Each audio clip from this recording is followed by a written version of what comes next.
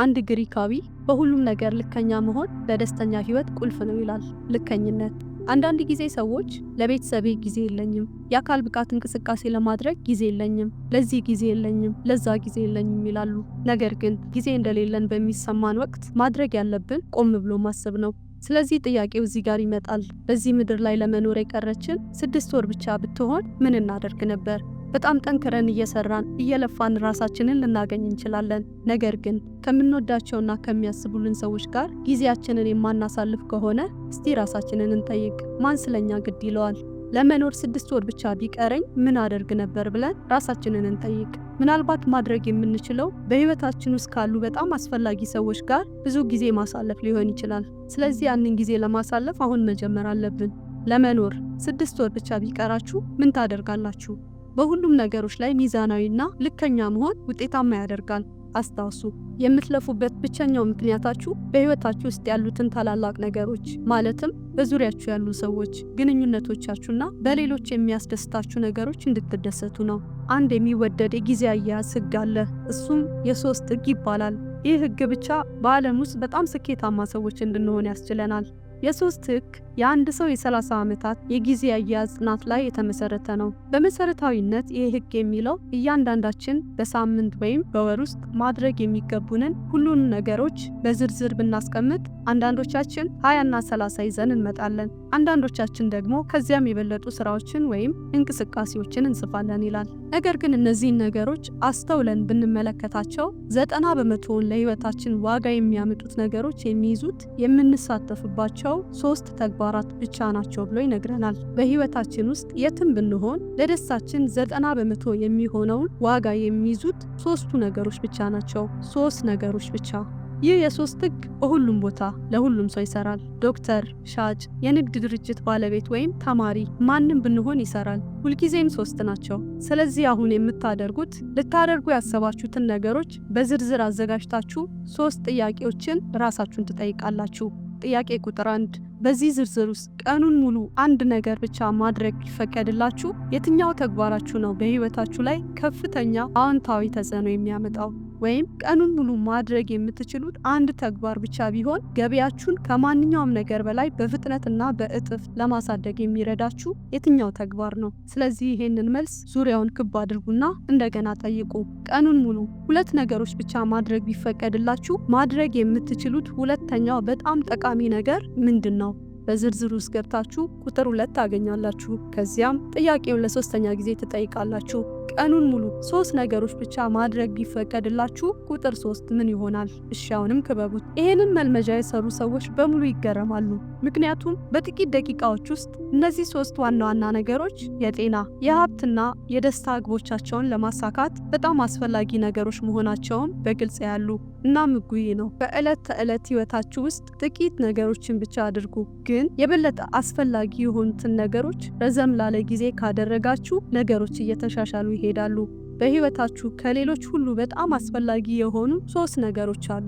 እነዚህ 3 ነገሮች ደጋግማችሁ ካደረጋችኋቸው በጊዜ ሂደት ይለወጣሉ። ነገር ግን ስለ 3ቱ ነገሮች ግልጽ መሆን አለባችሁ። በእነዚያ 3 ነገሮች ላይ ብቻ መስራት ከጀመራችሁ ምርታማነታችሁን፣ አፈጻጸማችሁንና ውጤታማነታችሁን በፍጥነት በእጥፍ መጨመር ትችላላችሁ። በምትሰሯቸው 3 በጣም አስፈላጊ ነገሮች ላይ ማተኮር ከቻላችሁ እነዚህ ቴክኒኮች እንዲሰሩላችሁ የምትከተሏቸው 4 መስፈርቶች አሉ። እነዚህን መስፈርቶች 4D ብለን እንጠራቸዋለን።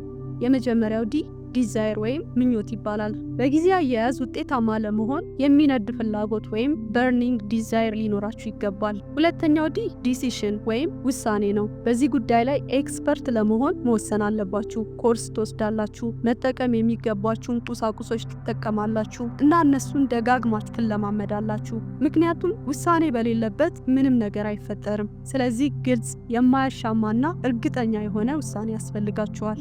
ሶስተኛው ዲ ዲሲፕሊን ወይም ራስን መግዛት ነው። ጥሩ የጊዜ አያያዝ ዘዴዎችን በመለማመድና በድግግሞሽ ብቁ እንድትሆኑ ራሳችሁን ማሰልጠን አለባችሁ። በእውነቱ በትክክል ጊዜን ማስተዳደር መቻል ማለት ራስን መግዛት ማለት ነው እና ከምንም ነገር በላይ ዲሲፕሊንድ መሆናችሁ በህይወታችሁ ውስጥ ስኬታችሁን ይወስናል። አራተኛው ዲ ዲተርሚኔሽን ወይም ቁርጠኝነት ይባላል። በጊዜ አስተዳደር ጥሩ ለመሆን ቆራጥነትና የመቀጠል ችሎታ ሊኖራችሁ ይገባል። ጊዜን በማስተዳደር ጥሩ እስክትሆኑ ድረስ ያለውን ረዥም ጊዜ ለመቆየት ቁርጠኝነት ሊኖራችሁ ይገባል። ግን ክፍያው እጅግ በጣም ብዙ ነው። ምክንያቱም የጊዜ አያያዝ ማለት የህይወት አስተዳደር ማለት ነው። የጊዜ አያያዝ ጥራትን ለማሻሻል የምታደርጉት እያንዳንዷ ነገር የህይወታችሁን ክፍል ያሻሽላል። እንዲያውም ምን ይባላል መሰላችሁ? የህይወቶ ጥራት በጊዜ አያያዞ ጥራት ይወሰናል። የህይወታችሁ ጥራት የሚወሰነው ጊዜያችሁን በምትጠቀሙበት መንገድ ነው። እያንዳንዷ ደቂቃ፣ እያንዳንዷ ሰዓት፣ እያንዳንዷ ቀን፣ እያንዳንዷ ጊዜያችሁ ህይወታችሁ ስለሆነች። አያችሁ፣ ስለ ውጤታማ ጊዜ አስተዳደር ዋናው ነገር ለምታደርጉት ነገር ምን ያህል ጊዜ መደባችሁ ወይም በምትተገብሯቸው እንቅስቃሴዎች ውስጥ ምን ያህል ተሳተፋችሁ ወይም ምን ያህል ቅን፣ ምን ያህል ብልህ፣ ምን ያህል ብቁ፣ ምን ያህል ችሎታ ያለው ወይም ሌላም ነገር ናችሁ አይደለም። ዋናው ነገር ካስቀመጣችሁት ወይም ከፈጃችሁት ጊዜ አንጻር ካመጣችሁት ውጤት ምን ያህል ነው ጥያቄው። ባመጣችሁት ውጤት ስለራሳችሁ ምን ያህል ጥሩ ስሜት ተሰማችሁ ብቻ ሳይሆን ምን ያህል የገንዘብ ሽልማት አመጣላችሁ። ስለዚህ ሁልጊዜ የምትከፍሉት ዋጋ ከሚያመጣው ውጤት ጥራትና መጠን ጋር ተመጣጣኝ መሆን አለበት። ስለዚህ ይህንን የመዝራትና የማጨድ ወይም የምክንያትና የውጤት ህግ ብለን እንጠራዋለን። የሽልማታችሁን ጥራትና መጠን ለመጨመር ከፈለጋችሁ ሁልጊዜ የውጤታችሁን ጥራትና መጠን ስለማሳደግ ማሰብ አለባችሁ። አብዛኛው ሰው በጣም ፍሬያማ አይደለም። ብዙ ሰዎች ህይወታቸው የተመሰረተበት ነገር ላይ እንኳን ሙሉ ቀን መስራት አይችሉም። ጥናቶች እንደሚያመላክቱት አንድ ሰው በአማካይ የሚሰራው ከአቅሙ 50% ብቻ ነው ይላል። እንደውም በአብዛኛዎቹ የስራ አካባቢዎች 30% የሚሆነው የስራ ጊዜ የሚጠፋው በማህበራዊ ግንኙነት፣ በሐሜት፣ በመነጋገር፣ በመጨዋወት፣ ሶሻል ሚዲያ በማየት፣ ቡና በመጠጣት ወዘተ ነው። ይሄ ምን ማለት ነው? አንድ ሰው በአማካይ 50% ወይም ከዚያ ባነሰ አቅም እየሰራ ነው ማለት ነው። ስለዚህ በከንቱ ከሚባክኑ ጊዜያችሁ ቀነስ አድርጋችሁ ዋናው ጉዳያችሁ ላይ የበለጠ ጊዜ መስጠታችሁ ለውጤታማነታችሁ ወሳኝነት አለው። ነገሮችን በብቃት ለማከናወን ሌላኛው ቁልፍ ነገር ትኩረት ነው። ትኩረት ነገሮች ግልጽ ሆነው እንዲታዩን ያደርጋል። ትኩረት ማለት ማከናወን ለምትሞክሩት ነገር ሙሉ በሙሉ ግልጽ ሆኖ የተቀመጠ የሚታያችሁ ነገር አለ ማለት ነው። ትኩረት ማለት ቁልፍ የውጤት ቦታዎቻችሁ ግልጽ ሆነው ይታያችኋል ማለት ነው። ደብዛዛ ትኩረት ወደ ብዥታ ውጤት፣ ግልጽ ትኩረት ወደ ግልጽ ውጤት ይመራል። ይህ ማለት ጊዜ ወስዳችሁ ማሰብ አለባችሁ። ለምንድን ነው ደሞዝ የሚከፈለኝ? ምን እንዳሳካን የተቀጠርኩት? የኔ ቁልፍ የውጤት ቦታዎች ምንድናቸው? ዋና ዋና ተግባሮችስ ምንድናቸውና ሌሎችም። ስለዚህ ነገሮችን ለማከናወን መነሻው ትኩረትና ግልጽ እይታ መሆን አለበት። ይህንን ልክ የካሜራ ፎከስን እንደማስተካከል ልንቆጥረው እንችላለን። ግልጽ እይታ ለማግኘት ሁልጊዜ የካሜራው ፎከስ መስተካከል አለበት።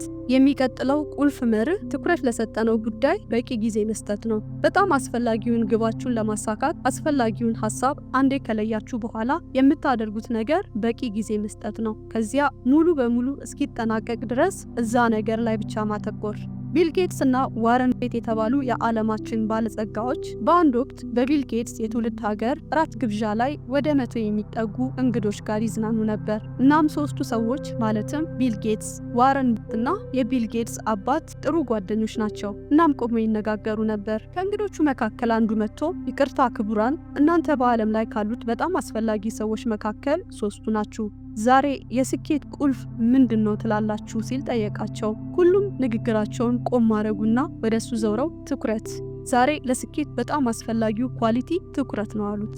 እኛም በዚህ ዘመን በብዙ አይነት ትኩረት የሚከፋፍሉ ነገሮች ተከበን ነው ያለነው። ስለዚህ የማተኮር ችሎታ ከየትኛውም ነገር የበለጠ ለስኬት አስፈላጊ ነገር ነው። በእያንዳንዷ የህይወታችሁ ዘርፍ ውስጥ የተወሰኑ ግቦችና እንቅስቃሴዎችን መምረጥና እንደ ሌዘር ጨረር በአንድ ጊዜ በአንድ ግብ ላይ ብቻ ትኩረት ማድረግ። ይህንን ማድረግ ከቻላችሁ ዓለምን ማሸነፍ ትችላላችሁ። ትኩረት ማለት 100% በአንድ ነገር ላይ ማተኮር፣ ቅድሚያ ሊሰጣቸው የሚገቡ ጉዳዮችና በጣም አስፈላጊ የሆኑትን ነገር የማዘጋጀትና እስከሚያልቅ ድረስ በዚያ ነጠላ ተግባር ላይ የመቆየት ችሎታ ነው። ማተኮር ማለት ወደ ለያቻቸው ግቦችና ዓላማዎች ወደፊት በቀጥታ መሄድ ማለት ነው። ያለ መዘናጋት ትኩረት መስጠት ማለት ነው። ትኩረትና ትኩረት ለስኬት እጦትና ለደስታ ማጣት ዋናው ምክንያት ትኩረት ማጣት ነው። በጣም አስፈላጊው የጊዜ አያያዝ ወይም የውጤታማነት መርህ ይህ ነው። ስራ ከመጀመራችሁ በፊት ጠዋት ላይ የምታደርጉትን ነገር ሁሉ ዘርዝሩና በዚያ ዝርዝር ውስጥ ካሉት ችግሮች ወይም ነገሮች የበለጠ አስፈላጊ የሆነውን አንድ ንጥል ነገር ምረጡ። ከዚያም ያንን አንድ ተግባር ጀምሩና እስኪጠናቀቅ ድረስ 100% ጊዜያችሁን በሱ ላይ ስሩበት። ያንን ማድረግ ከቻላችሁ ምርታማነታችሁን ወይም ውጤታማነታችሁን በእጥፍና በ3 እጥፍ ከፍ ማድረግ ትችላላችሁ። ስለዚህ በጣም አስፈላጊ የሆነውን ስራ ምረጡ። ወዲያው ጀምሩትና እስኪጠናቀቅ ድረስ 100% ጊዜያችሁን እሱ ላይ ስሩበት። ለ30 ዓመታት የጊዜ አስተዳደር መጽሐፍትን በማጥናትና በመጻፍ ያሳለፈ አንድ ሰው አገኘሁት የሚለው ነገር አንድን ተግባር ማጠናቀቅ የስኬት ቁልፍ ነው ይላል። ተግባሩ ላይ መሳተፍ ወይም ተግባሩ ላይ መቆየት ሳይሆን ተግባሩን ማጠናቀቅ ስኬት ነው ይላል። ተማሪ ከሆንክ ስራህንና ሪፖርቶችህን ማጠናቀቅ፣ የሽያጭ ሰራተኛ ከሆንክ ሽያጩን ማጠናቀቅ፣ የንግድ ሰው ከሆንክ የተለያዩ ግብይቶችን ማጠናቀቅ ናቸው። አስደናቂ ውጤት ምን መሰላችሁ?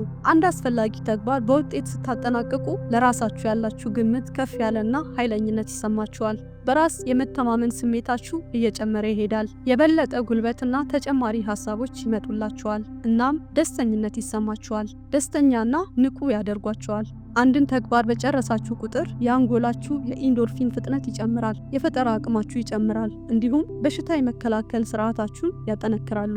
ስኬታማ ሰዎች ሁልጊዜ የሚያደርጉት ነገር የጀመሩትን ተግባር ያጠናቅቃሉ። በተለይ ደግሞ በሰዓቱ ጀምሮ በሰዓቱ ይጨርሱታል። ይሄ ምን ይፈልጋል? ራስን መግዛት ይጠይቃል። ስለዚህ አሁን አንድን ተግባር ማጠናቀቅ የተሻለ ፊውቸር፣ የተሻሉ እድሎችን ለማግኘት ቁልፍ ብቻ ሳይሆን አንድን ጠቃሚ ተግባር በከፍተኛ ውጤት ማጠናቀቅ ኃይል እንድናገኝ፣ የጋለ ስሜት እንዲኖረንና ለራሳችን ከፍ ያለ ግምት የምናገኝበት ምንጭ ነው። አስፈላጊ ነገሮችን እስከ ፍጻሜው እስኪያደርሱ ድረስ ያለመታከት የሚሰሩ ወንዶችና ሴቶች ብዙውን ጊዜ ፖዚቲቭ ናቸው። የበለጠ ብሩህ አመለካከት አላቸው። የበለጠ በራስ መተማመን ስሜት አላቸው። የበለጠ እምነትና በራሳቸው ዋስትና ይሰማቸዋል። እናም ተጨማሪ ስራዎችን ለማጠናቀቅ ተጨማሪ እድሎችን ያገኛሉ። ህጉ ይህ ነው። የተመረጡና በጣም አስፈላጊ ጥቂት ነገሮች ላይ ትኩረት ማድረግ፣ በእነሱ ላይ የተሻለ መሆን፣ የበለጠ መስራት። በሶስቱ ተግባራት ላይ ብቻ ብዙ ቀናት አሳልፉ። ስለዚህ የበለጠ ጊዜ በሰጣችሁና በተለማመዳችሁ ቁጥር በተሻለ ፍጥነትና የጥራት ደረጃ እንዲሰሩላችሁ ታደርጋላችሁ። የ3 ህግ ማለት ይህ ነው። ይሄንን ህግ ልማዳችሁ ካደረጋችሁ በአጭር ጊዜ መለወጥ ትችላላችሁ።